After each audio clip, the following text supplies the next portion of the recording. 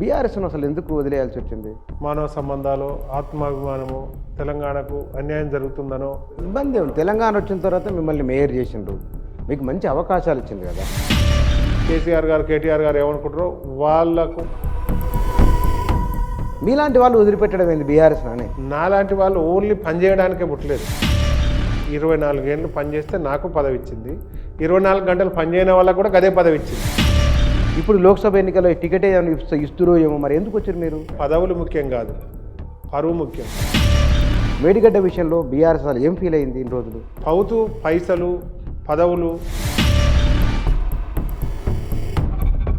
కానీ మీరు బీజేపీకి లాభం రాలేదా మీకు? వాళ్ళు కూడా అడిగారు, కాకపోతే మళ్ళీ సార్ పిలిస్తే పదవులు ముఖ్యం కాదు, పవర్ ముఖ్యం కాదు.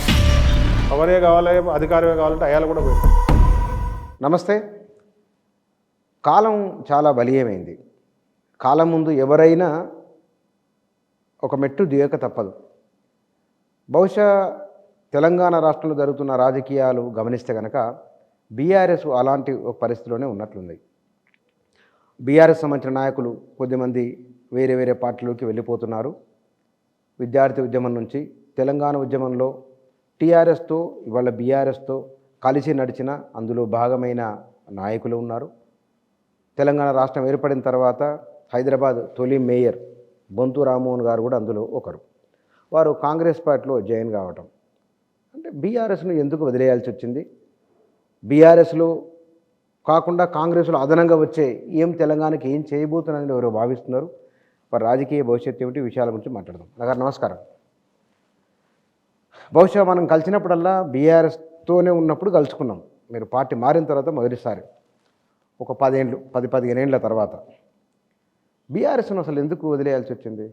అంటే మీరు అన్నట్టుగా బీఆర్ఎస్ అనే ఒక పుట్టక ఆ రోజు టీఆర్ఎస్ పార్టీగా ఆవిర్భావం ఏదైతే ఉందో, తెలంగాణ రాష్ట్ర సాధన మరి అలా కేసీఆర్ గారి నేతృత్వంలో ముందుకు పోతున్న తరుణంలో వారు టీడీపీ పార్టీ నుంచి మరి అక్కడ మానవ సంబంధాలు, ఆత్మాభిమానము, తెలంగాణకు అన్యాయం జరుగుతుందనో అక్కడ ఉండిగా కొట్లాడలేము, వాళ్ళు దానికి సహకరిస్తారన్న దాంట్లో మరి వారు బయటకు వచ్చి తెలంగాణ రాష్ట్ర సమితి స్థాపించారు. అప్పుడు వివిధ పార్టీలో పనిచేస్తున్న ఎంతోమంది వ్యక్తులు, అంటే దాదాపు 10 ఏళ్ళు, 20 ఏళ్ళు, 30 ఏళ్ళు వేరే వేరే పార్టీలలో ఉన్న వాళ్ళందరూ కూడా తెలంగాణ రాష్ట్ర సాధన కొరకు తాము కూడా మరి తెలంగాణ రాష్ట్ర సమితిలో కేసీఆర్ గారి నేతృత్వంలో పనిచేయడానికి ఆ ఉద్యమాన్ని ముందు తీసుకుపోయే క్రమం చాలామంది రావడం. మేము కూడా విద్యార్థి ఉద్యమాల నుంచి మరి గతంలో విద్యార్థి పరిస్థితుల్లో ఏబీపీలో ఉండే, ఇంకొంతమంది ఎన్ఎస్యూలో ఉండే, ఇంకొంత పీడిఎస్లో ఉండే, ఇట్లా రకరకాల ఆర్గనైజేషన్లలో ఉన్న వాళ్ళు విద్యార్థులు కానీ పార్టీ నాయకులు కానీ అందరూ కూడా ఆ తెలంగాణ రాష్ట్ర సమితిగా మరి ముందుకు పోయి తెలంగాణ రాష్ట్ర సాధనలో మరి ముందుకు పోవడం జరిగింది. దాంట్లో మరొక కాజ్ పైన బయటకు వచ్చి మరి కొట్లాడడం జరిగింది. దాంట్లో రాను ఏమైందంటే దాని సిద్ధాంతం కొంత డివైట్ అవ్వకుండా వచ్చింది. 2014 వరకు తెలంగాణ ఉద్యమం జరుగుతున్న సందర్భం వరకు తర్వాత మరి పలుసార్లు కేసీఆర్ గారు కూడా ప్రభుత్వం ఏర్పడ్డాక ఇది పౌతు రాజకీయ పార్టీ, ఇది ఉద్యమం కాదు, ఉద్యమం అయిపోయింది, ఇప్పుడు రాజకీయ పార్టీగా మొత్తం పూర్తిగా రూపాంతరం చెంది పౌతు రాజకీయాలతోటి మరి ముందుకు పోద్దని ఎన్నిసార్లు చెప్పినా కూడా ఒక స్వతంత్ర ఉద్యమం టైపు ఒక తెలంగాణ ఉద్యమం జరిగింది. మరి దాంట్లో సుదీర్ఘ కాలం దశాబ్దంన్నర మరి పనిచేసిన వారందరికీ కూడా అది తెలంగాణ రాష్ట్ర సమితి ఉన్నా ఇలా బీఆర్ఎస్గా భారత రాష్ట్ర సమితి ఏర్పడ్డా, ఏది ఏర్పడ్డా ప్రభుత్వంగా వచ్చినా కూడా ఆ ఉద్యమ మూలాలు, ఉద్యమ కోణాలు, ఉద్యమ భాషలు అవన్నీ కూడా ఆ పని అంతా కూడా ఉద్యమ నాయకుల లెక్కనే ఉంటుంది. దాంట్లో కొంత ఇబ్బందికరమైన పరిస్థితులు ఉండేది. ఎందుకంటే తెలంగాణ వచ్చిన తర్వాత మిమ్మల్ని మేయర్ చేసిండ్రు, మీకు మంచి అవకాశాలు ఇచ్చింది కదా. అయితే నాకు అవకాశాల గురించి దాని గురించి కాదు, ఇవాళ ఆ క్రమంలో ఏమైందంటే పౌతు రాజకీయ పార్టీలో ఇప్పుడు తెలంగాణ రాష్ట్ర సాధన అయిపోయినాక ఇంకా మిగతా పొలిటికల్ పార్టీల నుంచి తీసుకురావడం కానీ, గతంలో వేరే పార్టీలకు వెళ్ళి వచ్చినప్పుడు 2001 నుంచి కూడా ఉద్యమ పార్టీగా ఉన్న ఎంపీటీసీ, జెడ్పీటీసీల కాంచి ఎమ్మెల్యేల వరకు, మంత్రుల వరకు కూడా తెలంగాణ రాకముందే ఏర్పడ్డ సందర్భం. ఎప్పుడు కూడా మనం ఓపిక బట్టి తెలంగాణ రాష్ట్ర సాధన కొరకే ఉద్యమాన్ని ముందుకేసుకొని మనం ఇది చేసుకుంటూ పోయినాం. ప్రభుత్వం వచ్చినాక కూడా నాకన్నా జూనియర్లు, నా తర్వాత నేను తీసుకొచ్చిన వాళ్ళందరికీ కూడా అవకాశాలు వస్తాయి. ఈక్వేషన్స్, రిజర్వేషన్స్ అన్నీ ఉంటాయి కాబట్టి మనం కూడా అర్థం చేసుకొని 2 సంవత్సరాలు ఉన్నాం. తర్వాత మీరు అన్నట్టుగా తొలి మేయర్గా అవకాశం ఇస్తే ఆ ఇచ్చిన మేయర్ అవకాశానికి పూర్తి స్థాయిలో 100కు 1000% పనిచేసి హైదరాబాద్ నగర ప్రజలను మెప్పించి మనకిచ్చిన బాధ్యతను అదొక పదవిని బాధ్యతలాగా ఇచ్చేసి రేత్రింబవళ్ళు కనీసం కఠిన కరోనా ఉన్నప్పుడు కూడా ఒకరోజు మరి వాళ్ళ రెస్ట్ తీసుకోకుండా బయటికి రావడానికి భయపడుతున్న రోజులలో కూడా కరోనా సమయంలో కూడా మీరు ఎక్కడ చూసినా నా సోషల్ మీడియా హ్యాండిల్స్లో చూస్తే ఉదయం నుంచి రాత్రి వరకు ఎక్కడో ఒకటి. ఎందుకంటే 24 గంటలు పనిచేసే అవకాశం రోడ్లు వేయడం కానీ, ఫ్లైఓవర్లు కానీ, ఇన్ఫ్రాస్ట్రక్చర్ కానీ ఇవన్నీ కూడా ఓసారి ట్రాఫిక్ ఎక్కువగా ఉండి పనిచేయడానికి ఇబ్బందికరంగా ఉంటుంది. ఆ టైంలో కూడా మరి పనిచేసి చెరువులు, కుంటలు, రోడ్లు, శానిటైజ్ ప్రతిదీ నీకు ఈ హైదరాబాద్ డెవలప్మెంట్ దాంట్లో కేసీఆర్ గారు, కేటీఆర్ గారు ఏమనుకుంటారో వాళ్ళకు అనుకున్న దానికి మరి 4 గంటలుగా పనిచేసిన సందర్భం. ఎక్కడ కూడా మచ్చ తెచ్చుకోలేదు, మరకంటించుకోలేదు, చేసుకోలేదు. కానీ మీరు ఎందుకు ఇప్పుడు మీలాంటి వాళ్ళు వదిలిపెట్టడం ఏంది బీఆర్ఎస్ నానే? అదే నేనేమంటానంటే నాలాంటి వాళ్ళు ఓన్లీ పని చేయడానికే పుట్టలేదు. పదవి కూడా ఇచ్చారు కదా. నేనేమంటానంటే పదవి ఇచ్చింది. నేను 24 ఏళ్ళు పనిచేస్తే నాకు పదవి ఇచ్చింది. 24 గంటలు పనిచేయని వాళ్ళకు కూడా అదే పదవి ఇచ్చింది. అంటే 24 గంటలు పార్టీ కొరకు పనిచేయని వాళ్ళకు కూడా అదే పదవి ఇచ్చింది. నేను 24 ఏళ్ళు పోలీసు లాఠీలకు, పోలీసుల ఒత్తిళ్లకు, ఆ రోజు ప్రభుత్వాల బెదిరింపులకు, అదిరింపులకు, జైళ్ళు, కేసులు, బెయిల్లకు పైసలు లేక ఇంకా 4 రోజులు ఎక్కువ జైళ్ళు ఉండాల్సిన సందర్భం ఇవన్నీ అనుభవించి మరి మేయర్ పదవితో దాన్ని సక్రమంగా నిర్వహించి హైదరాబాద్ అభివృద్ధిలో శాయశక్తిలో పనిచేసి ఇవన్నీ చేసి అన్నీ మంచిగానే చేసినాక కూడా మరొకసారి పదవికి అర్హత లేని నేను మరి వాళ్ళ ఏ అర్హత లేకున్నా, ఏనాడు పనిచేయకున్నా గదే 24 సంవత్సరాలు పార్టీకి పనిచేస్తే నాకే పదవి వచ్చిందో 24 గంటలు గంట సేపు కూడా ఉద్యమాలు కానీ ఎప్పుడు కానీ ఎక్కడ పనిచేయను వేరే వాళ్ళకు కూడా గదే పదవి వచ్చింది. దాన్ని ఒక గొప్పలాగా నాకు ఇచ్చిన ఒక పెద్ద వరంలాగా చూస్తే ఎట్లా? పోనీ ఓకే, ఒక పదవి వస్తే టీఆర్ఎస్ పార్టీలో ఒక పదవి కన్నా ఎక్కువ మళ్ళీ ఇచ్చేది లేదని ఒక పాలసీ పెడితే పార్టీ పని చేసుకుంటుంటాం. కానీ ఇచ్చిన వాళ్ళకి వేయడం, ఇచ్చిన ఇంట్లోనే వేయడం, 2-3 పదవులు ఉన్నాయేం కాదు, ఒకసారి ఓడిపోయినా మళ్ళీ మీకు ఉప్పల్ టికెట్ అడిగినట్లు తెలుస్తుంది. ఉప్పల్ టికెట్ అడిగితే మీకు ఇప్పుడు పార్టీలో కొన్ని అడ్జస్ట్మెంట్స్ ఉంటాయి. మిమ్మల్ని మేయర్ చేసినప్పుడు మళ్ళీ మిమ్మల్ని ఎంపీని చేద్దాం అనుకున్నారు కావచ్చు. ఇప్పుడు లోక్సభ ఎన్నికల్లో టికెట్ ఏమైనా ఇస్తురో ఏమో, మరి ఎందుకు వచ్చారు మీరు? నేను అదే నాకు ఆ వాతావరణం కూడా కనపడ్డది. ఇవాళ నేను డైరెక్ట్ అడిగినాం, మీ ఇలాంటి సోషల్ మీడియా ద్వారా మరి వాళ్ళన్నింటి ద్వారా కూడా అడిగినాం. నేను ఎక్కడికి పోవట్లేదు, నాకు ఈ 2 టికెట్లు ఆశిస్తున్నా, ఈ రెండింటిలో ఏది ఇచ్చినా కూడా పార్టీకి ఇబ్బంది లేకుండా పార్టీకి కట్టుబడి పనిచేయడానికి సిద్ధంగా ఉన్నా అని చెప్పినాం. కానీ ఎక్కడ స్పందన లేదు. అది పక్కకు పెడితే వాళ్ళు ఎవరికైతే చేయాలనుకుంటే వాళ్ళందరూ వేదికల మీద తీసుకొని పరిచయం చేస్తున్నారు ప్రత్యక్షంగా. ఇవాళ టీవీలో వెనకకు పోయి వెతుకులాడితే కూడా ఉంటాయి. ఎవరికైతే టికెట్ ఇవ్వాలని ఇది చేస్తున్నారో వాళ్ళు బహిరంగంగా మాట్లాడుతూనే ఉన్నారు, బహిరంగ వేదికల మీద ఇది చేస్తున్నారు, మాకే టికెట్ అని కన్ఫర్మ్ చేసుకుంటున్నారు. దాన్ని ఎక్కడ కూడా వీళ్ళు ఖండిస్తలేరు. ఇవాళ అదే నా మీద ఏదో కొంత ఇబ్బందిగా ఉంది, పార్టీ మారుతున్న ఆరోపణలంతా కూడా నాకు పార్టీ ఏదో ఒక రకంగా అకామిడేట్ చేస్తే నేను పార్టీలో ఉంటా, పార్టీ మీద గౌరవంతో ఉంటా అంటే కూడా అయ్యో మరి ఇంత అన్నాడు కదా, అసలు నువ్వేం కోరుకుంటున్నావు ఏంది అని చెప్పి పిలిచి మాట్లాడిన దాఖలాలు ఎక్కడ కూడా అసలు ఎవ్వరు లేవు. అంటే నేను ఏమంటానంటే పదవులు ముఖ్యం కాదు, పరువు ముఖ్యం. ఇవాళ మానవ సంబంధాలు ముఖ్యం. ఇవాళ మానవ సంబంధాలతో మొదలైన తెలంగాణ ఉద్యమం, తెలంగాణ ఏర్పడ్డ తెలంగాణ రాష్ట్రంలో ఇవాళ మానవ సంబంధాలు కరువైనాయి, ఉమెన్ రిలేషన్ కరువైంది. దాని కొరకు బాధ తప్పితే పదవుల కొరకో టికెట్ల కొరకో కాదు. కానీ మీరు ఒక అన్నమాట అంటే భారతీయ రాష్ట్ర సమితిలో మానవ సంబంధాలు లేవు, మానవ సంబంధాలు లేని కారణంగానే ఈ పార్టీ ఓడిపోయిందంటారు, అదేనా మీరు చెప్పే మాట? డెఫినెట్గా నేను ఏమంటానంటే ఇవాళ పనులు తక్కువయ్యో లేకపోతే ఇంకోటి సంక్షేమ పథకాలు తక్కువయ్యో కాదు. ఇవాళ ఎక్కడ చూసినా కూడా ఏ కాన్స్టిట్యున్సీలో చూసినా ఎక్కడ చూసినా ఓరికోరికి సంబంధం లేకుండా అయిపోయింది. ఇవాళ ఎమ్మెల్యే సెంట్రిక్ అయిపోయింది. ఇవాళ ఏదైనా బాధతోటి చెప్పుకుందామని వస్తే అది మళ్ళీ ఎమ్మెల్యేకే రిటర్న్ ఎమ్మెల్యే గారికి కలవండి, వాళ్ళని మనకు బుచ్చన్నకు బాధ ఉంది మీరు పోయి అక్కడ కలవండి అని అంటే ఇక అక్కడ కలవకనే ఆయనతోటి పడకనే నువ్వు ఇక్కడికి వచ్చినావు, మళ్ళీ అక్కడికే బొమ్మన్నప్పుడు ఇక వద్దులే అని చెప్పి కాముకున్న వాళ్ళంతా ఎలక్షన్లో వాళ్ళు విశ్వరూపం చూపెట్టారు. ఇవాళ ఎవరి మీద కోపంతో కాదు, ఇండివిజువల్గా అక్కడ ఉన్న పరిస్థితుల మీద. ఇలా పార్టీలో కొంతమంది జాయిన్ అవుతారు, జాయిన్ అయినాక వాళ్ళు ఉన్నారా, పనిచేస్తారా, ఎక్కడున్నారనే చూసే టెక్నాలజీ మెకానిజం కూడా లేకుండా అయిపోయింది. ఎలక్షన్లు వచ్చినప్పుడు ఎప్పుడో ఎవరున్నారు మనకి ఇప్పుడు ఖాళీగా ఏదైనా పనిచేస్తానికి వాడుకుందాము అనే దాంట్లో అప్పుడు వెతుకులాడినప్పుడు ఎవరున్నారు ఎవరు పోతున్నారు అంటే సహజంగా మిగతా సమయంలో వాళ్ళని మందలించిన సందర్భం కూడా లేదు. అంటే ఏమంటే పౌతు పైసలు పదవులు ఎమ్మెల్యే సీట్లు ఎంపీ సీట్లే కాదు, ఏది లేనప్పుడు కూడా ఒక కుటుంబంలాగా కలిసే అవకాశం సందర్భం ఉండాలి. ఇవాళ కొంతమంది అంటారు పొద్దుగాల రెగ్యులర్గా కేసీఆర్ గారి దగ్గర కేటీఆర్ గారి దగ్గర మేము ఉంటాం కానీ ఫలానా బుచ్చన్న వచ్చి ఇది అడిగితే మరి బుచ్చన్న బాధ చెప్దామంటే అక్కడ సమయం అయ్యారు. ఉత్తగానే మేము అక్కడ పక్కన ఉండడం వల్ల దానికి లాభం లేదు కదా. ఇప్పుడు మమ్మల్ని నమ్ముకున్న వాళ్ళకు పార్టీ నమ్ముకున్న వాళ్ళకు వాళ్ళ బాధ కన్వే చేస్తానికి అవకాశం ఇస్తే కాదు అవును లియాల కాదు రేపు చేస్తాం అనే చెప్పే పరిస్థితి ఉంటే ఏం కాదు. అంటే అక్కడ పని ఒత్తిడి కారణంగానా లేకపోతే కనుక ఇగ్నోరెన్స్ చేయడమా ఏమిటి అక్కడ మరి జరుగుతున్నది? అంటే కొంత ఇగ్నోరెన్సే అనుకోవచ్చు. పని ఒత్తిడి ఉంటే ఇవాళ కాదు రేపు కలవచ్చు. దానికి ఆ ఇగ్నోరెన్స్ ఎందుకు అనేది కూడా అర్థం కాదు. పోనీ ఇగ్నోరెన్స్ ఉంది అంటే ఇప్పుడు కష్టపడ్డ వాళ్ళ దగ్గరనే కాకుండా ఏనాడు కష్టపడకుండా పదవులు పొందిన వారికి వాళ్ళతో 10 మందికి ఉపయోగం లేని వారికి గంటల గంటల సమయం దొరికేది. మాకు సమయం దొరికేది ఎప్పుడు అంటే ఉద్యమం చేస్తున్నప్పుడు, పని చేస్తున్నప్పుడు, ఎలక్షన్ జరుగుతున్నప్పుడు ఫీల్డ్ మీద పని దొరికేది. ఫీల్డ్ మీద మాకు కూడా సమయం దొరికేది. అది కాదు కదా, ప్రశాంతమైన సమయం దొరికితే 10 మందికి ఉపయోగపడే పనులు దాన్ని కన్వే చేయడానికి ఉపయోగపడుతుంది. ఆ సమయంలో వేరే వ్యక్తులు ఉన్నారు.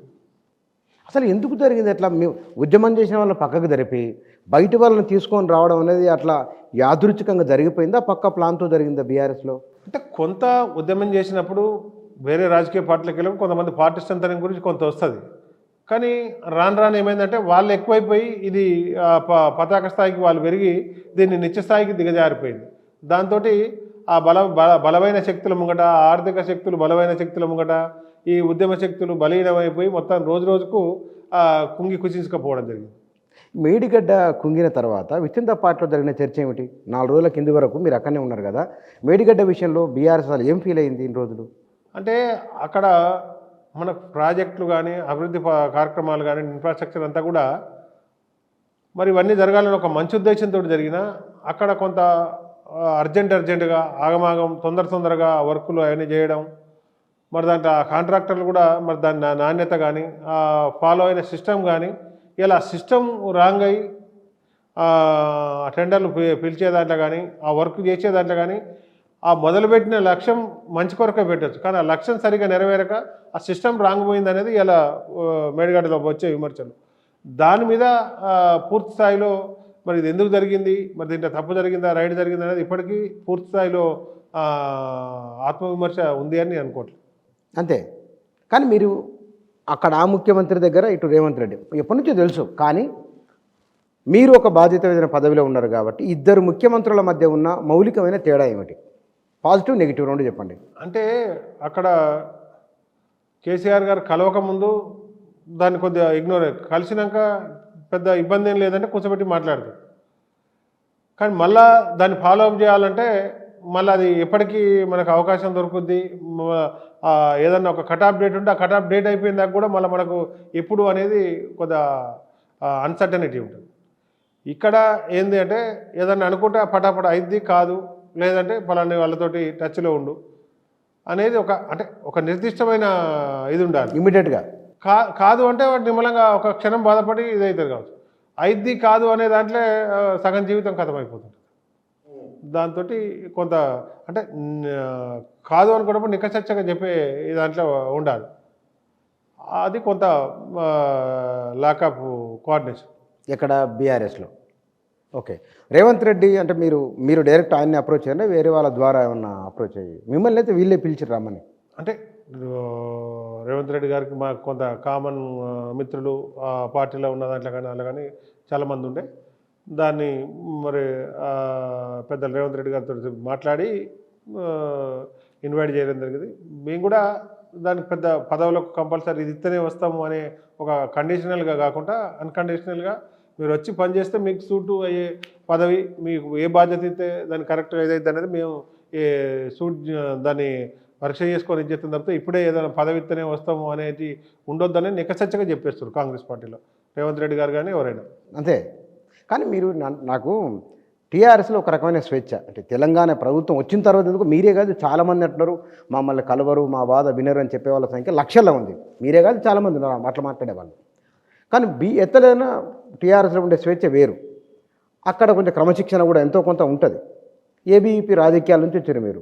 మరి కాంగ్రెస్లో ఎట్లా తట్టుకుంటారు మీరు? ఇది సముద్రం కదా కాంగ్రెస్ పార్టీ. ఆ సముద్రంలో ఈ ప్రజాస్వామ్యం మొత్తం రాజకీయాల్లో ఎక్కువ ప్రజాస్వామ్యం ఉండేది కాంగ్రెస్లో అనేది మొదటి నుంచి నానుడి మన తాతల కాలం నుంచి. అవును. ప్రాంతీయ పార్టీలలోనే ఎక్కువ కొంత రిజిడ్గా కొంత మీరు అన్నట్టు ఏకఛత్రాధిపత్యం ఉంటుంది, అవంతా కూడా ఉంటుంది. కాంగ్రెస్ పార్టీలో ఎక్కడికక్కడికి ఏ స్థాయిలకు ఆ స్థాయిలో కింది స్థాయి నుంచి జాతీయ స్థాయి వరకు ఎవరు ఇప్పుడు ఏ జాతీయ స్థాయి పోతారు, ఎవరు కింది నుంచి పైకి ఇట్లా పోతారు అనేది కూడా ఎవరు అదృష్టం మీద ఈక్వేషన్ మీద ఎవరు ఏమవుతారు అనేది కూడా అర్థం కాదు. ఒకసారి సడన్గా ఎక్కడో నార్త్ ఈస్ట్లో ఒక కేంద్ర మంత్రి పోతే రిజర్వేషన్ కలిసి వచ్చి సడన్గా ఒక ఎంపీ అనుకోని కేంద్ర మంత్రి. అట్లా ఓసారి నేషనల్ పార్టీస్ ఏమైనా జరుగుతుంటాయి. Plus comparing to other parties Congress పార్టీలో అధిక ప్రజాస్వామ్యం ఉంటుంది. కానీ మీరు బీజేపీకి ఆఫర్ రాలేదా మీకు? వాళ్ళు కూడా అడిగారు. కాకపోతే ఇప్పుడు లోకల్గా తెలిసిన నాయకత్వం అంతా కూడా కాంగ్రెస్ పార్టీలో రేవంత్ రెడ్డి గారు కానీ అంతా తెలిసిన మిత్రులు ఇటు ఉద్యమంలో కానీ గతంలో విద్యార్థి రాజకీయ దశలో కానీ పనిచేసిన వాళ్ళందరూ కూడా ఉన్నారు కాబట్టి ఈ వైపు మొగ్గు చూపడింది. కానీ మీకు ఈ 2 నెలల పరిపాలన చూస్తే కనుక రేవంత్ చాలామంది అంటున్నారు కాంగ్రెస్లో ఏమి ఉండరు, కలిసి ఉండరు, కొట్టుకుంటారు, అది చేస్తారు, రేవంత్ రెడ్డి పరిపాలన చేయని అని అంటున్నారు. అట్లా ఉందా ఈ 2 రోజుల్లో? ఏదన్నా అట్లా అర్థమైందా? ఎక్కడ కూడా మరి గవర్నమెంట్ కూల్చేస్తాం తోచేస్తాం ఇప్పుడైతుంది ఎలక్షన్ తర్వాత అవుతుందని దానికి అదొక వాతావరణం క్రియేట్ చేసారు. కానీ మరి ఇక్కడ కొత్త పాత వివిధ పార్టీల నుంచి కూడా ఇవాళ మరి కాంగ్రెస్ పార్టీలో అధికారం ఉన్న వాళ్ళు ప్రభుత్వంలో వాళ్ళు మరి ఎక్కడ కూడా అలాంటి పొరపచ్చలు కానీ వాళ్ళ మధ్యన గొడవలు కానీ గవర్నమెంట్ కూలిపోద్ది ఎవరికి కోఆర్డినేషన్ లేదనేది ఎక్కడ కూడా లేదు. ఈ 2 నెలల మీరు 3 నెలల కానీ జరుగుతున్న దాంట్లో ఎవరికి వాళ్ళు ఎవరి పని వాళ్ళు నిమగ్నమై పని చేసుకుంటూ పోతున్నారు. ఏదైనా చిన్న ఇన్ఫర్మేషన్ సైడ్ ఉంటే కూర్చొని మాట్లాడుకొని చార్ట్అవుట్ చేసుకుంటున్నట్టు కనబడుతుంది. కానీ ఎక్కడ గవర్నమెంట్కి ఏదో ఇబ్బందికరమైన పరిస్థితి తలెత్తుతాయి ఒకరి మధ్యన ఒకరికి గొడవలు అనే దాంట్లో మాత్రం ఎక్కడ కనబడుతుంది. అంత సాఫీగానే ఉంది, సాఫీగానే నడుస్తుంది. కానీ ముఖ్యమంత్రిగా ఈ 2 నెలల 70 నుంచి 80 రోజుల పరిపాలన కాలం రేవంత్ రెడ్డిది ఎట్లా జరుగుతున్నది? మీరేం ఫీల్ అవుతున్నారు? అంటే నాకు తెలిసి కాంగ్రెస్ ప్రభుత్వం ముఖ్యమంత్రి గారి నేతృత్వంలో క్యాబినెట్ కానీ అందరు కూడా ఒక పక్క వాళ్ళకున్న అనుభవంతో ముందు పోకుండానే గతంలో జరిగినాయి ఇంకా బయట స్టేట్లో కానీ ఎక్కడ కానీ జరిగే విధి విధానాలు అన్నీ కూడా ఒక పరిపాలన చేస్తూనే ఇంకొంత అండర్స్టడీ చేసుకుంటూ ఇంకా మెరుగైన పరిపాలన గత ప్రభుత్వాలకు భిన్నంగా ఇంకా ప్రజల్ని సాటిస్ఫై చేయ విధంగా ఏ విధంగా పోవాలనే దాంట్లో అడ్మినిస్ట్రేషన్ చేసుకుంటూనే ఇంకొంత కొత్తదనాన్ని యాడ్ చేయడానికి ఇంకా కొత్త అంశాలు చేయడానికి స్టడీ చేసుకుంటూ దాన్ని కొత్త విషయాలు ఇన్నోవేట్ చేసే ప్రయత్నం చేస్తున్నారు. డెఫినెట్గా ఇంకొక 5-6 నెలల్లో పార్లమెంట్ ఎలక్షన్ అయిపోయి ఇంకొద్ది ముందుకు పోయే లోపల మొత్తం వ్యవస్థ గాడిలో పడి ఒక కొత్తదనం అయితే చూపెడతారు. ఇచ్చిన హామీలు కూడా నెరవేర్చే బాటలు. చాలా పెద్ద టాస్క్ కదా 6 గ్యారెంటీలు అమలు చేయాలంటే. అయితే ఇంతకన్నా బరువైన టాస్క్లు బీఆర్ఎస్లో కూడా గతంలో జరిగినాయి. బరువైనవి కూడా అంటే సంక్షేమ పథకాలు ఏదైతే ఉన్నాయో అనుకోని కూడా పెడితే మరి ఇదే తెలంగాణలో ఉన్న ప్రభుత్వం ఇవే వనరులతో చేశారు.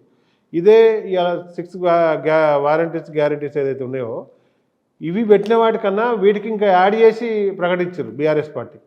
ఇలా 15,500 అంటే 16,000 అని 4,000 అంటే 5,000 పింఛనని ఇట్లా అన్నీ కూడా ఇంకా ఎక్కువ చేశారు. మరి ఇలా కాంగ్రెస్ ప్రభుత్వం చేయలేకపోతే మరి బీఆర్ఎస్ ప్రభుత్వం వస్తే వాళ్ళు ఏ రకంగా చేద్దరు?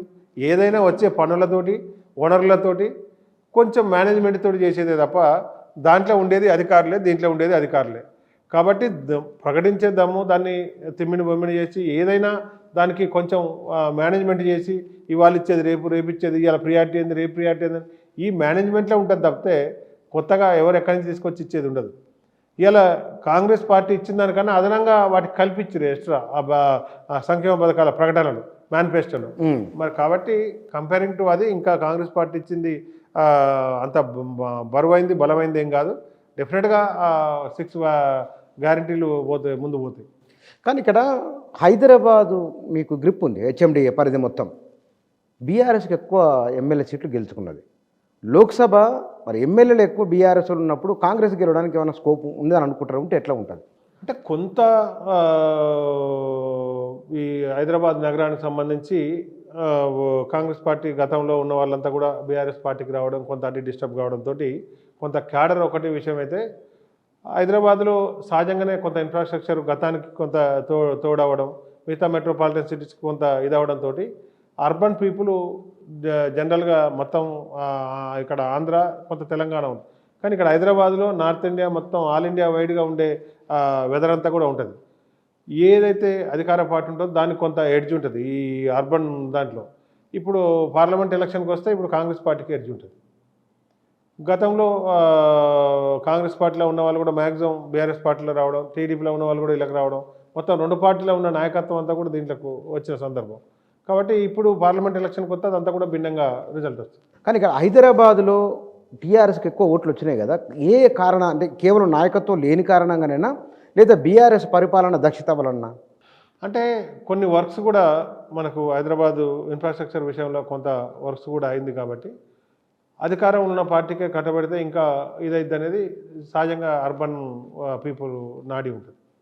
ఈ ఒక వినబడుతున్న టాక్ ఏమిటంటే, హైదరాబాద్ నగరంలో ఇతర రాష్ట్రాలకు వెళ్ళి వచ్చిన వాళ్ళు ఇంక్లూడింగ్ ఆంధ్రప్రదేశ్, తెలంగాణ వారి కంటే హైదరాబాద్లో వారే ఎక్కువ ఉన్నారు, వారి ఓట్లే డిసైడ్ కాబోతున్నాయి, డిసైడ్ ఫ్యాక్టర్ ఉండబోతున్నాయి అంటే నిజమేనా అది? అంటే వారు అటు ఆంధ్ర పీపుల్ కానీ ఇటు నార్త్ ఇండియన్ పీపుల్, వేరే స్టేట్ పీపుల్, కేరళ ఇట్లా ఉన్న పీపుల్ మామూలుగా కొంత డిసైడింగ్ ఫ్యాక్టర్ ఉంటుంది. కాకపోతే మెజార్టీ కాదు. ఇక్కడున్న లోకల్ పీపుల్ కొంత 3 పార్టీలు కానీ 2 పార్టీలు విడిపోతారు. నార్త్ ఇండియా పీపుల్ ఉంటారు, జనరల్గా వాళ్ళకు బీజేపీ వైపు పోతూ ఉంటారు. ఇక్కడ ఆంధ్రప్రదేశ్ నుంచి ఉన్న పీపుల్ వాళ్ళకు కొంత అప్పుడున్న ప్రియారిటీని బట్టి ఉంటాయి. అక్కడ ఆంధ్రాలో ఉండే పార్టీ చంద్రబాబు ఉంటే చంద్రబాబుకి వస్తారు. అట్లా దీనికి సంబంధించి అయితే ఇప్పుడు ఏంటంటే ఆంధ్ర తెలంగాణ అన్ని కలిపి ఒకటేసారి పెట్టే సందర్భం ఏర్పడుతుంది. అప్పుడు ఎవరు ఎటువైపు ఎవరు ఎక్కడ ఓట్లు ఎత్తారు అనేది ఉంటుంది. జనరల్గా ఏంటంటే దాదాపు కొన్ని లక్షల మంది పీపుల్ ఆంధ్రాకి వెళ్ళిపోతారు. అక్కడ వేరే ఇక్కడ వేరే ఎలక్షన్స్ ఉంటాయి. ఇప్పుడు దానికి మరి భిన్నంగా ఉండే పరిస్థితి. నార్త్ ఇండియాలో ఇటు కూడా అంతా ఒకేసారి కొంత ఎన్నికలు కొన్ని స్టేట్లలో మేజర్ స్టేట్లలో రాబోతున్నాయి కాబట్టి ఆ పరిస్థితి మరి కొంత భిన్నంగా ఉంటుందేమో అనుకుంటా. చూడాలి, ఎప్పుడో తెలియదు. మొత్తానికి కొంత ఎక్కువ మొత్తాదులనే ఉంటారు నార్త్ ఇండియన్ పీపుల్ కానీ ఆంధ్ర పీపుల్ కంటారు, కానీ మొత్తానికి ఇక్కడ లోకల్ పీపుల్ కన్నా ఎక్కువే ఉండరు. లోకల్ కానీ తెలంగాణ వరకు అంటే ఎవరైనా సరే ఎక్కువే ఉండరు. అంతే. ఇప్పుడు అమెరికా స్టేట్లో చూస్తే కూడా మన వాళ్ళు తెలుగు వాళ్ళు ఎక్కువ ఉంటారు, కొంత డిసైడింగ్ ఫ్యాక్టర్ ఉంటారు. అట్లనే వాళ్ళకన్నా ఎక్కువే ఉండరు. కానీ ఆ ఉండే పర్సంటేజ్ 1-2% ఏమైందంటే ఇవాళ ఆంధ్ర పీపుల్ ఉంటారు, అక్కడ ఉండే గవర్నమెంట్కి అనుకూలంగా ఇక్కడ ఒకటేసారి షిఫ్ట్ అవుతారు. ఆ షిఫ్ట్ అయ్యే పర్సంటేజ్ ఒకటేసారి లంసమ్గా షిఫ్ట్ అవుతుంది కాబట్టి ఆ డిసైడింగ్ ఫ్యాక్టర్ అనేది కొంత ఇదవుతుంది. ఎస్. మీకు హామీ ఏమొచ్చింది కాంగ్రెస్లో ఏమన్నా లోక్సభ హామీ ఏం లేదు. కాకపోతే ఇంట్రెస్ట్ ఉంటే అవకాశం ఉంటే ఇటు మల్కాజిగిరి కానీ సికింద్రాబాద్ కానీ అవకాశం ఉంటే దాన్ని చూడమని చెప్పాము. వాళ్ళు కూడా దాన్ని బట్టి సర్వేలు కానీ ఇంకోటి కానీ అకామిడేషన్ కానీ పాతగా కాంగ్రెస్ పార్టీలో మొదటి నుంచి ఉన్న వాళ్ళు కానీ ఇవన్నీ చూసుకొని దాన్ని బట్టి ఆలోచిస్తామని చెప్పి. కానీ మోడీ ప్రభావం ఈసారి బాగుంటుందని ఒక బాగా, ఎందుకంటే అయోధ్య రామాలయం అక్షింతలు ప్రతి ఇంటికి పోయినాయి. చూడగానే జనాలు గుర్తొస్తాయి కదా, అక్షింతలు దేవుని కంటే పొద్దున సాయంత్రం దీపారాధన చేసుకుంటారు, మొక్కుతారు, పోయి గుర్తొస్తారు మోడీ. అంటే సహజంగా బీజేపీకి వాళ్ళు బాగా ఎడ్జుందని ప్రచారం చేసుకున్నప్పటికీ ఇవన్నీ అదే కాన్ఫిడెన్స్ తోటి ఉంటాయి. రామ మందిరం, అక్షంతలు, పూజలు, ఇన్ని కథ ఇంతగానే ఉండదు. రాముడు ఎవరికైనా దేవుడే. రాముడు అయోధ్యలోనే కాదు, ఇక్కడ భద్రాచలంలో కూడా ఉన్నాడు. ఇలా రాముడు ఓన్లీ అయోధ్యలోనే ఉన్నాడు, రాముని చూస్తానికి పోతాడు. ఇవాళ రాముని గుడి ప్రతి ఇంటింటికి ఉంది. రాముడు కానీ కృష్ణుడు కానీ అందరికి కూడా దేవుడే. మరి ఈ ఐబతంతా చేస్తుంటే వాళ్ళు కూడా కొంత భయపడుతూనే అనిపిస్తుంది. ఫస్ట్ టైం ఇన్ని ప్రాంతీయ పార్టీలు కలుపుకునే ప్రయత్నం చేయకపోయేది ఇండియాలో, అవన్నీ కూడా కలుపుకునే ప్రయత్నాలు చేస్తున్నారు. అంటే వాళ్ళలో కూడా కొంత ఇబ్బందికరమైన పరిస్థితులు వచ్చినాయి కాబట్టి కొంత ఎక్స్ట్రా ఎఫర్ట్స్ పెట్టి ఏదో కొత్తదనం పూజించే ప్రయత్నం చేస్తున్నారు. ఏదేమైనా అది కూడా 2 టర్ములు అయింది కాబట్టి అంతగానో ఉండే పరిస్థితి ఏం కనబడతలేదు. తెలంగాణలో మాత్రం పూర్తి స్థాయిలో మరి ఇలా కాంగ్రెస్ పార్టీ ఆధిపత్యం కొనసాగుద్ది లోక్సభ ఎలక్షన్లు అనుకుంటున్నాను. అంటే రాహుల్ గాంధీ పార్టీని గట్టెక్కించే సూచన ఉందా? ఎందుకంటే ఎంత ఉన్నా అయ్యేటట్లేదు. గతంలో కన్నా మరి ఇప్పుడు రాహుల్ గాంధీ గారి యాత్రలతోటి పాదయాత్రలతోటి మెరుగైన పరిస్థితులు నెలకొన్నాయని చెప్పొచ్చు. ఆ, ఈ మన ఇంతకుముందు సౌత్ ఇండియాలో కానీ ఇప్పుడు జరిగే నార్త్ ఇండియాలో కానీ ఎక్కడికక్కడికి ఆ యాత్ర జరుగుతున్నప్పుడు ఏదో కొంత పార్టీని డిస్టర్బ్ చేసినట్టు చేసి కాంగ్రెస్ పార్టీ ఏదో మొత్తం అయిపోయిందనే ప్రచారం చేసి అంటే ఇట్లాంటి చేస్తున్నట్టునే వాళ్ళకు కొంత ఆ, ఇబ్బందికరమైన పరిస్థితులు ఉండి వాళ్ళు మనం అనుకున్నన్ని సీట్లు గెలవలేకపోతేమో అనే ఒక భయం ఏర్పడినప్పుడే స్ట్రాంగ్ ప్రభుత్వం బీజేపీ పార్టీ అనుకున్నప్పుడు మరి వాళ్ళ చిన్న చిన్న విషయాల్లో కూడా ఏలుపెట్టి కెలికే ప్రయత్నం చేస్తున్నారు కాంగ్రెస్ పార్టీని. మీరు హైదరాబాద్కు మేయరు, పెద్ద స్థానం. అక్కడ నుంచి కాంగ్రెస్ పార్టీలో జాయిన్ అవ్వడం వలన వయసు రీత్యా చిన్న వాళ్ళకైనా పదవి రీత్యా చిన్న వాళ్ళకైనా మీరు జూనియర్ అవుతారు కదా ఇక్కడ. నేను ఏమంటానంటే గంట లేట్ అయినా జూనియర్ సీనియర్ అనేది ఉంటుంది. కాకపోతే ఏంటంటే పార్టీ పని చేసుకుంటూ పోతున్నప్పుడు కానీ ప్రభుత్వం అడ్మినిస్ట్రేషన్ పోతున్నప్పుడు కానీ ఒక వ్యక్తి ఒకదానికి సూట్ అవుతాడు. ఒక వ్యక్తికి ఉండడం వల్ల 1 కిలోమీటర్ పడుతుంది, ఇంకో వ్యక్తి ఉండడం వల్ల 10 కిలోమీటర్ల పడుతుంది.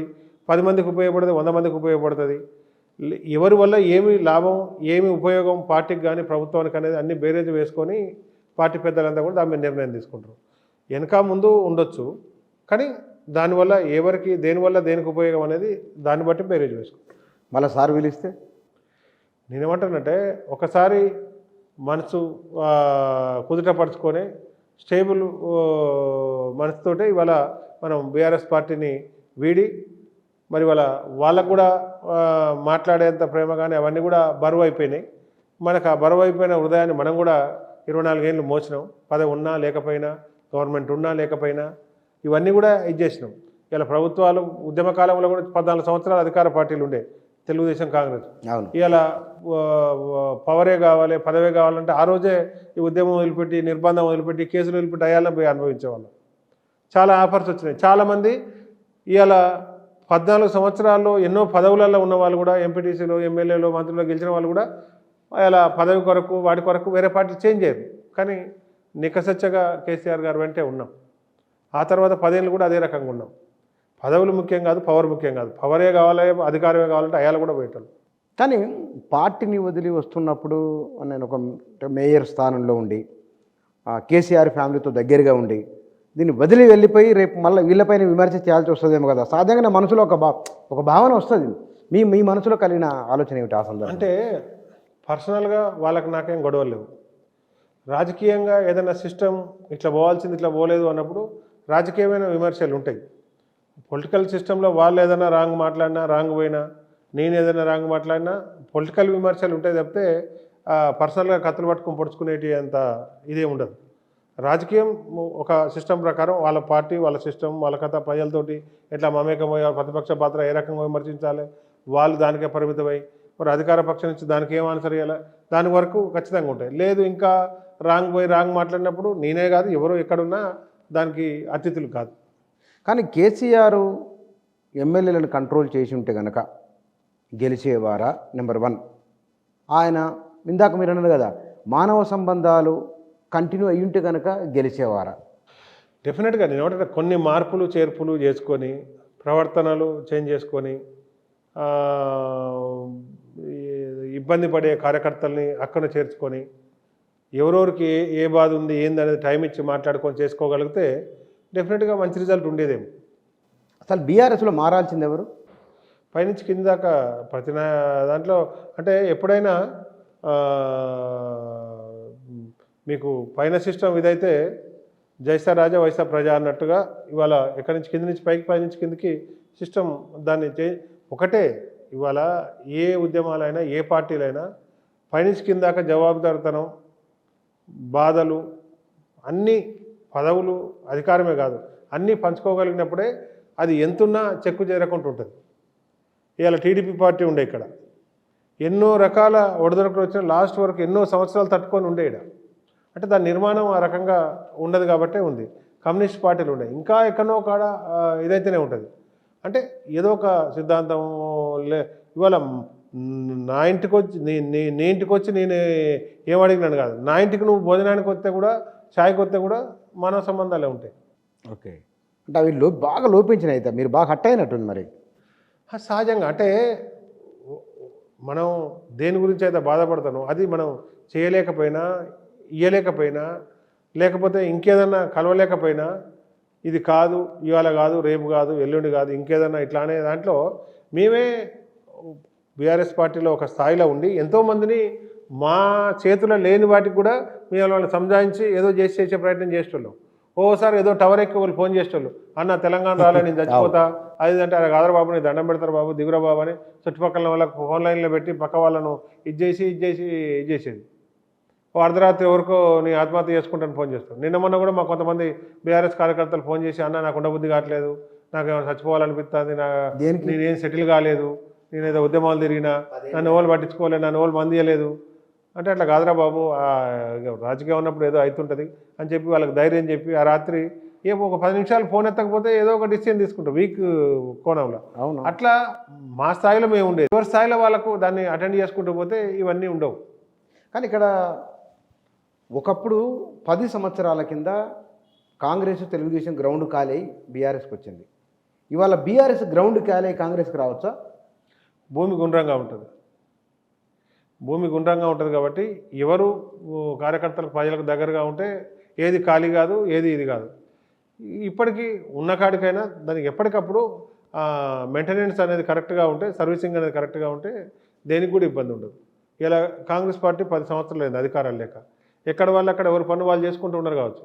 ఎప్పుడైతే ఎలక్షన్ వచ్చిందో అంతా కలిసికట్టుగా ఏదైనా కానీ లక్ష్యం ఒకటే అనుకొని పనిచేసారు, అధికారం వచ్చింది. కాబట్టి ఏదైనా మనం మెయింటైన్ చేయడంలో, మనం సంబంధాలని ఏర్పరచుకోవడంలో ఉంటుంది. 20 మంది ఎమ్మెల్యేలు కాంగ్రెస్కు టచ్లో ఉన్నారంటారు. 20 అంతకన్నా ఎక్కువనే ఉంది సంఖ్య. అంటే ఉన్నారు అనేది నేను కూడా వార్తల్లో చూస్తున్నా. ఎవరు ఉన్నారు ఎవరు లేరు అనేది అయితే ఎవరికి ఫ్రెండ్సే కదా. అంటే నేను ఏమంటానంటే, ఎవరికి వాళ్ళకి అక్కడ లోకల్గా బాధలు, ఆ డెవలప్మెంట్కి సంబంధించి, అక్కడ వాళ్ళు నమ్ముకున్న గెలిపించిన ప్రజలకు సంబంధించి వాళ్ళకున్న కమిట్మెంట్లు కానీ అవి కానీ ఏమున్నాయి, ఎవరు మరి టచ్లు ఉన్నారు, వాళ్ళకి ఎవరు తెలిసిన వాళ్ళు ఉన్నారు ఏందనేది మరి పూర్తిగా నాకైతే సమాచారం లేదు. కాకపోతే ఉండొచ్చు, ఎందుకంటే సరే నేను గవర్నమెంట్ వస్తే నేను ఇల్లుండి పని చేస్తా అని చెప్పి హామీలు ఇచ్చి వచ్చుంటారు కాబట్టి మరి అలా చేయలేనప్పుడు ప్రజలు కూడా కొంత ఒత్తిడికి గురి కావాల్సి వస్తుంది. కాబట్టి ఏదైనా కానీ నన్ను నమ్ముకున్న ప్రజలకు, నాకు ఓట్లేసిన ప్రజలకు న్యాయం చేయాలనుకునే మరి ఎవరైనా కొంతమంది వ్యక్తులు ఉంటే ఉండొచ్చు. మొదలు ముఖ్యమంత్రిని కలిసిన 4 ఉన్నారు కదా, ఆ 4 దాదాపు కన్ఫామ్ అయినట్టు కాంగ్రెస్కి వస్తున్నట్లేనా? కాంగ్రెస్కి వస్తున్నట్టు వాళ్ళు ఎక్కడ బయట వచ్చి మాట్లాడలేదు. కాంగ్రెస్ పార్టీ కూడా మేము చేర్చుకున్నట్టు ఎక్కడ అనలేదు. డెవలప్మెంట్ గురించి వచ్చినామని చెప్పారు. ఫ్యూచర్లో వాళ్ళ పరిస్థితి ఏంది వాళ్ళు ఏం ఆలోచించుకుంటారు, ఎవరితో ఉంటే వాళ్ళు కరెక్ట్ కింద ప్రజలకు న్యాయం చేయకుంటారు అనేది వాళ్ళు ఆలోచించుకొని నిర్ణయం తీసుకుంటారు. బీఆర్ఎస్లో ఉన్నప్పుడు మీరు 2 టికెట్లు అడిగారు, కాంగ్రెస్లో ఎన్ని అడుగుతున్నారు? 2 ఒకటి ఇచ్చినా పర్వాలేదు. నేను బీఆర్ఎస్లో కూడా నేను 2 టికెట్లు అడగలేదు, కాంగ్రెస్లో కూడా నేను 2 టికెట్లు అడుగుతలేదు. ఎమ్మెల్యేనా ఎంపీ 2 అన్నారు కదా బీఆర్ఎస్. నేనంటే ఎమ్మెల్యేగా 2014, 18, 23లో కూడా అడిగాను, రాలేదు. ఎంపీకి కూడా అవకాశం వస్తే ఇప్పుడు పార్టీ అధికారం పోయినాక కూడా ఏదన్నా సీనియర్లు మాలాంటి వాళ్ళు ఉద్యమాలు పనిచేసిన ఇస్తే బాగుంటుందని అడిగాం. ఇవ్వలేకపోతున్నాం. ఈ కోణంతో ఇంకా ఎవరైనా మంచిగా పనిచేసిన వాళ్ళు ఉంటే, ఫ్రెష్ క్యాండిడేట్స్ ఆల్రెడీ ఇచ్చిన ఇంట్లోనే కాకుండా, ఇచ్చిన వ్యక్తులు కాకుండా ఇంకెవరైనా కొత్తగా వాళ్ళకి ఇస్తున్నాం అంటే కూడా మనం హ్యాపీగా మనం దాన్ని ఏం చేసేవాళ్ళం. కానీ ఆ విధానాలు చేంజ్ కాక, మనుషులతో మాట్లాడటానికి మనుషులు లేక, గుండెలు బరువై ఇవన్నీ ఈ పరిస్థితులలో మొయ్యలేని పరిస్థితి ఉన్నారనేది అర్థమై మనమే వాళ్ళని ఏం తిట్టకుండా, వాళ్ళని ఏం నిందించకుండా, మన దారి మనం చూసుకొని మనకు అమెకేబుల్గా ఎక్కడ ఉంటే అక్కడ మనం రాజకీయాల్లో, ఎందుకంటే మనం ఆర్గనైజేషన్ మనం మొత్తానికే స్వచ్ఛంద సేవ నడుపుతలేము. రాజకీయం ఉన్నప్పుడు సమాజ సేవ ఉంటుంది, రాజకీయ ఆస్పిరెన్స్ కూడా ఉంటాయి. రాజకీయ ఆస్పిరెన్స్ లేదంటే వాడు పెద్ద విధవ అన్నట్టు. రాజకీయ ఆస్పిరెన్స్ లేకుండా రాజకీయ పార్టీలో ఉన్నాడంటేనే అదొక పెద్ద భూత అబద్ధం. అవును. కాబట్టి ఇక్కడ కూడా మనం ఈ పదవి ఆ పదవి అని కాదు, మనం అక్కడ అడిగినాం, ఇవ్వలేదు, ఇవ్వనప్పుడు ఇవ్వలేకపోతున్నాం అని చెప్తే కూడా ఇది అయ్యేది. కానీ పోతున్నాం, ఇంకా నీకన్నా మంచి క్యాండిడేట్కి ఇస్తున్నాం, లేకపోతే నీ తర్వాత ఉన్న క్యాండిడేట్కి ఇస్తున్నాం అంటే వేరు. ఇచ్చినోడికి ఇస్తాం అన్నప్పుడు మనసు అది ఎక్కడ. ఇప్పుడు ఇవాళ బీఆర్ఎస్ పార్టీ క్యాండిడేట్లకు ప్రకటించినాక కూడా ప్రజల్లో ఏ రకమైన స్పందన వస్తుంది, ఉద్యమకారులు ఏ రకమైన స్పందన వస్తుంది. ఇవాళ సోషల్ మీడియాలో కొంతమంది అన్నలు తమ్ములు స్పందిస్తున్నారు. ఒక్క నిమిషం ఆగి ఇవాళ ఏం కష్టం వస్తే బొంతు రామ్మోహన్ నిర్ణయం తీసుకున్నాడు అనేది కూడా ఆలోచిస్తలేరు. ఇవాళ బొంతు రామ్మోహన్ కాకపోతే అక్కడ ఇంకో ఉద్యమకారునికి ఇస్తున్నట్టే బొంతు రామ్మోహన్ ఏమైనా విమర్శిస్తే దానికి ఇది ఒక్క నిమిషం ఆగకుండా ఇవాళ బొంతు రామ్మోహన్ ఉద్యమాలు చేసినప్పుడు, జైళ్ళకు పోయినప్పుడు, కష్టాలు అనుభవించినప్పుడు ఈ సోషల్ మీడియాలో కామెంట్లు పెట్టిన వాళ్ళు పుట్టిర్రా, వాళ్ళు ఇంకా కళ్ళు తెరిచిరా కూడా తెలియదు. అదేం ఆలోచించకుండా 10 సెకండ్ల కామెంట్ పెడతానికి వల్గర్గా పెట్టినంత మాత్రాన ఏదో పైశాచిక ఆనందం పొందితే ఇక అది కొంతసేపు ఉంటుంది. ఇవాళ నేను ఏదో కామెంట్ పెట్టినా దాన్ని ఒక ఆనందం లెక్క చూస్తే ఇలా అవతలోడు కష్టమైంది, అవతలోడు ఒక ఇంట్లో ఒక తల్లిదండ్రి మీద కోపం వచ్చి ఒక వ్యక్తి బయటికి పోతాడు, అన్నదమ్ములు మంచిగుండి విడిపోతారు. అంటే ఏం బాధ అయితే విడిపోతారు అనేది ఆలోచించే ఇంగిత జ్ఞానం కూడా లేకుండా సోషల్ మీడియాలో కామెంట్లు పెట్టే ప్రయత్నం. అసలు బొంతు రామ్మోహన్ ఉంటాడు ఏం కష్టం చేసిండు, కష్టం చేసినప్పుడు వీడు ఎక్కడున్నాడు, నేనేం కష్టం చేసినా వీడు చూసినోడా, వీడు ఆర్చినోడా, లేకపోతే నన్ను ఆదుకున్నోడా కాదు. ఉత్తానే బొంతు రామ్మోహన్ బీఆర్ఎస్ పార్టీని విడిపోయిండు కాబట్టి నేను కామెంట్లు పెడుతున్నారు పెడుతున్నారు అన్నీ నడుస్తున్నాయి. నడుస్తున్నప్పుడు మనం కూడా ఒక గడ్డి తింటలేం కదా, అన్నం తింటున్నాం కదా.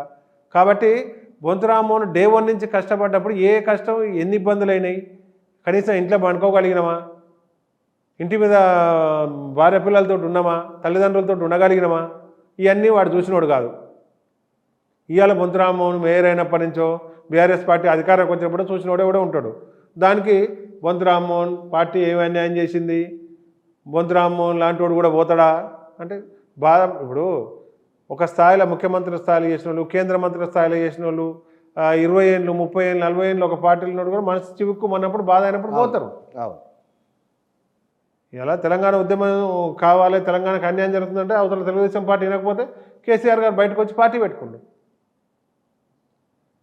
ఇవాళ నీకు తెలంగాణలో చూసినా భారతదేశ వ్యాప్తంగా చూసినా ఎంతమంది ఎన్ని పార్టీలకు వెళ్ళిపోయారు. ఇవాళ ఇందిరాగాంధీకే తప్పలేదు, వచ్చి ఇందిరా కాంగ్రెస్ అని పెట్టుకుందాం, కాంగ్రెస్ పార్టీకి వెళ్ళి తీసేస్తే.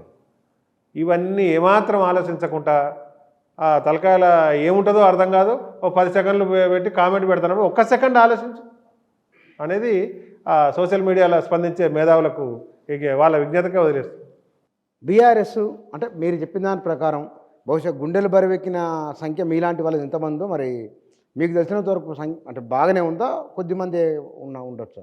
చాలామంది ఉంటారు. ఇప్పుడు ఏమైందంటే ఇప్పుడు 119 కాన్స్టిట్యున్సీలల్లో ఒకవైపే ఆలోచిస్తేనే ఇవన్నీ జరిగినాయి. 2 వైపులు ఆలోచించి అక్కడ ప్రతి కాన్స్టిట్యున్సీలో ఎంతమందికి బాధ ఉంది, ఎంతమందికి అవమానం జరుగుతుంది, ఎంతమందికి ఇవాళ ఆ నాయకత్వాన్ని అప్రోచ్ కాలేకపోయారు.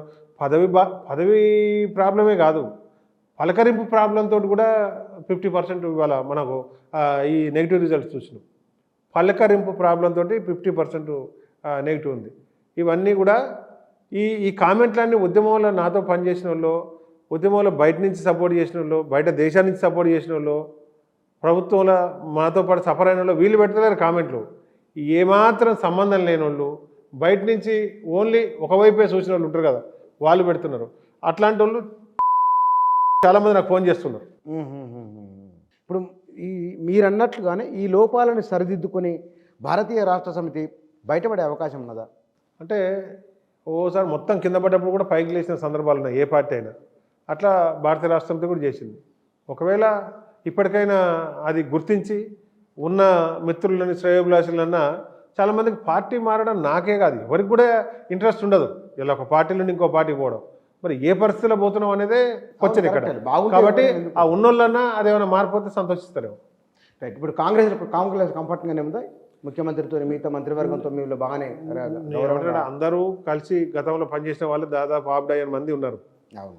కాబట్టి సరే ఇప్పుడు మనం ఏదో పని గురించే పోయి కాకపోతే బాధపడడానికి కాదు. ఇప్పుడు అక్కడ ఇన్ని రోజులు ఉన్నా పని కాకపోయినా ఇంకోటి రాకపోయినా మనం పని చేసినాం. ఒకటే ఏంటంటే మర్యాద, పలకరింపు అవే కోరుకున్నాం. ఇవాళ మన కాంగ్రెస్ పార్టీలో ఇప్పుడే మొదలుపెట్టినాం కాబట్టి రాను దానికి మమేకమై ముందుకు పోయే ప్రయత్నం చేస్తాం. కాకపోతే ఇక్కడ కొంత ఒకరు కాకపోతే ఇంకో పాయింట్ అంతా ఉంటుంది కాబట్టి అంత ఇబ్బందికరమైన పరిస్థితులు కాంగ్రెస్ పార్టీలో ఉండకపోవచ్చు. ఇప్పటికైతే బాగానే ఉంది. Right. Thank you very much.